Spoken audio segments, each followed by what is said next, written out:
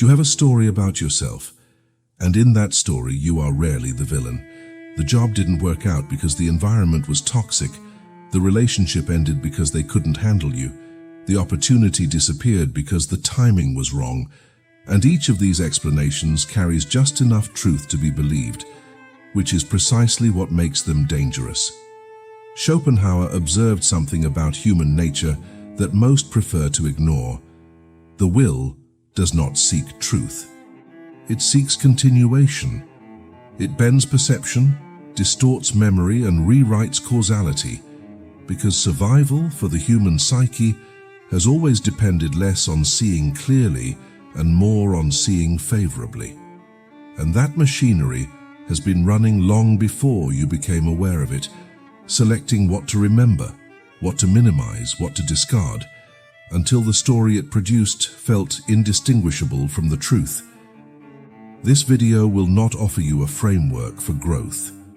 It will not tell you that awareness is the first step toward a better life.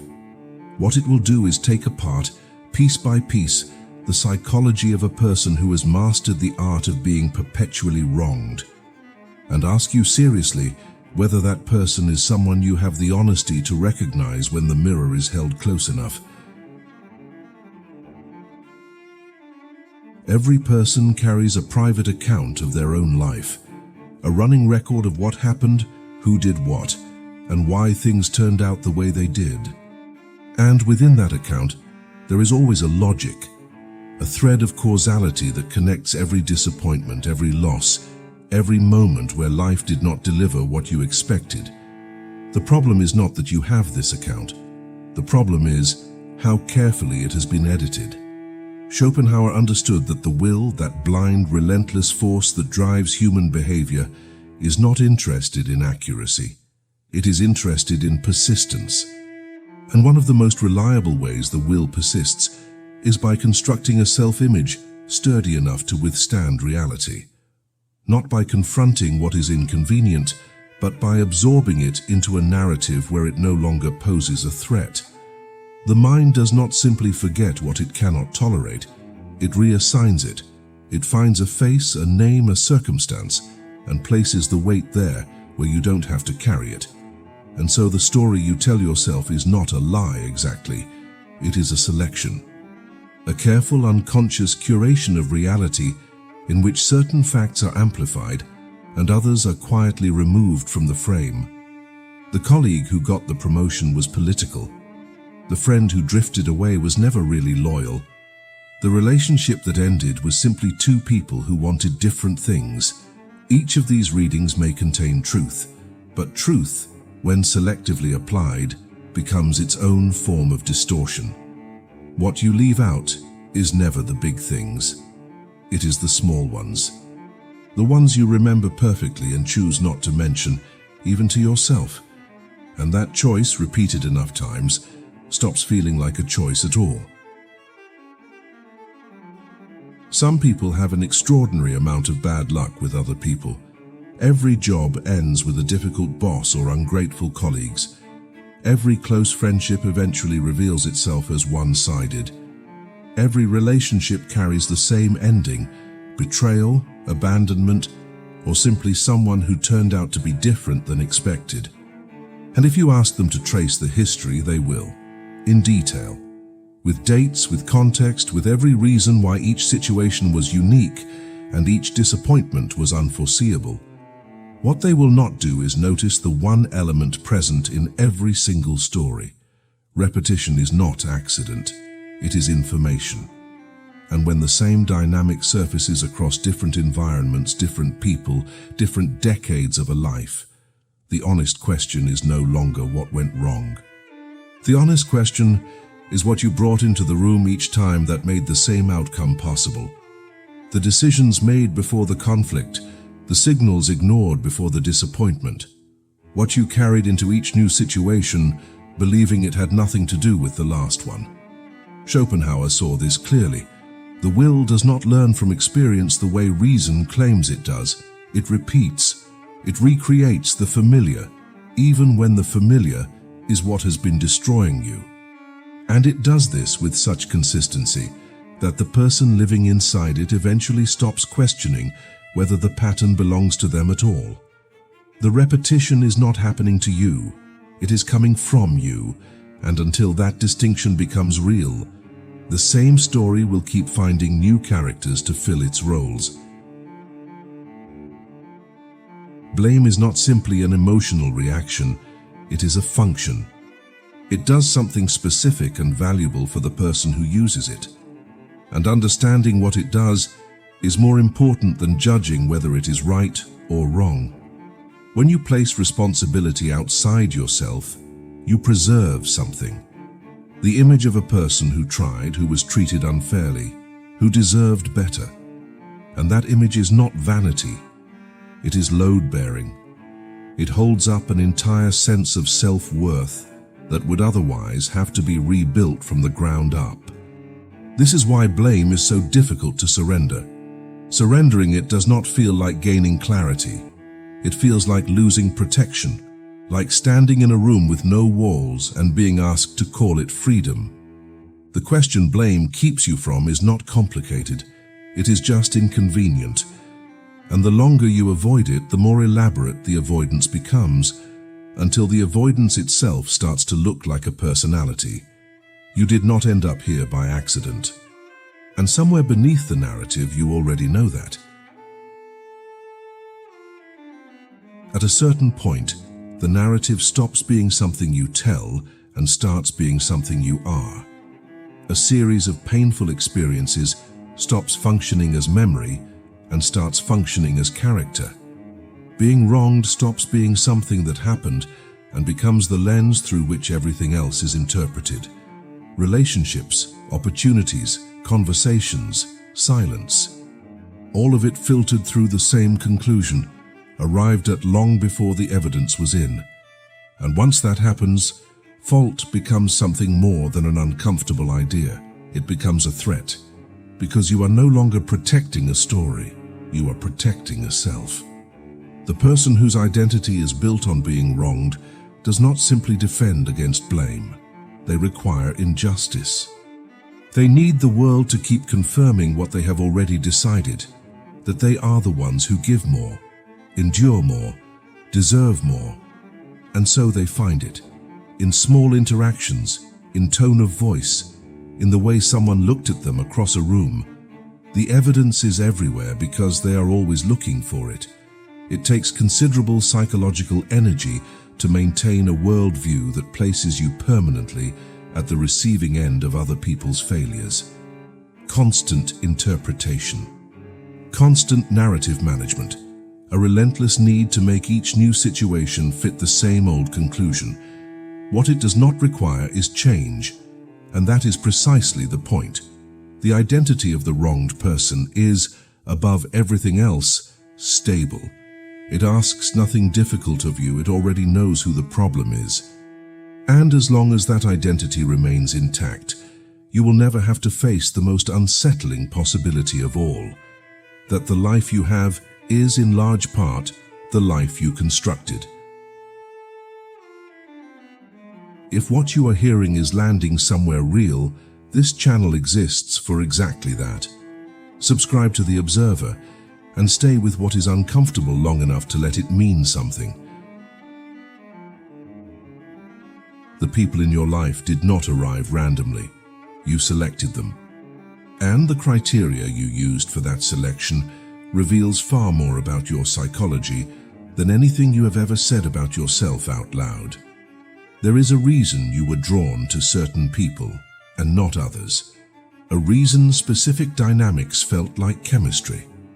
A reason certain kinds of relationships felt familiar from the beginning, comfortable in a way that, looking back, should have been a warning rather than a reassurance. People do not choose relationships that contradict their internal world. They choose relationships that confirm it. The person who believes, beneath everything, that they are ultimately dispensable will find their way to someone who treats them as dispensable. Because familiarity, even when it damages you, carries the weight of something known, and the known, however destructive, is easier to inhabit than the uncertain. And when it ends, when the relationship collapses under the weight of exactly what was always there, the conclusion drawn is almost never about the choice. It is about the person chosen, their flaws, their failures, their inability to be what was needed. The selection process itself remains unexamined. This is where the repetition becomes harder to attribute to circumstance, because it is one thing to have been treated badly. It is another to have a history of choosing, consistently, the conditions that make being treated badly almost inevitable, and to have never once turned the question back on yourself. The relationships you have had are not a record of your misfortune. They are a record of what you believed you deserved. And until that belief is examined with the same scrutiny you have applied to everyone who has ever disappointed you, the next person, the next job, the next environment, all of it chosen by the same internal logic that produced everything you have already lived through. You have had this realization before, not this exact one, but something close enough that the difference hardly matters.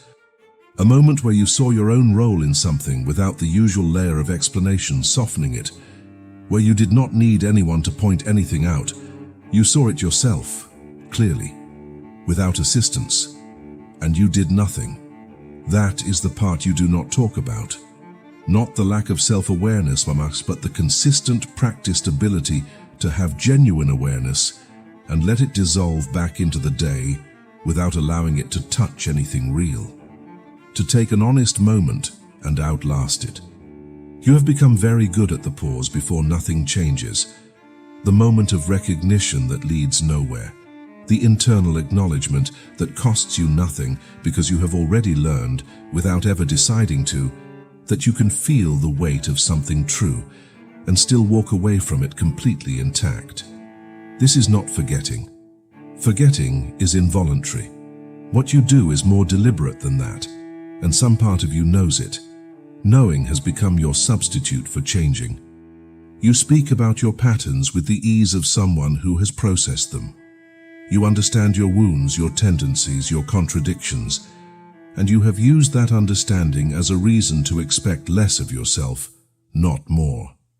As though seeing the problem clearly were the same as solving it. It is not. Schopenhauer understood that the will, in its blindness, does not simply drive behavior, it shapes perception. It decides before reason has a chance to intervene what will be seen and what will be passed over. And what it most reliably passes over is any evidence that would require it to turn against itself. The will protects its own continuity above everything, including truth. This is how a lie becomes a worldview. Perception quietly filtered through a need that was never examined. You did not decide to see things this way. The seeing accumulated, gathered weight, and eventually became the only lens through which the world made sense. The lie is not that you were never wronged.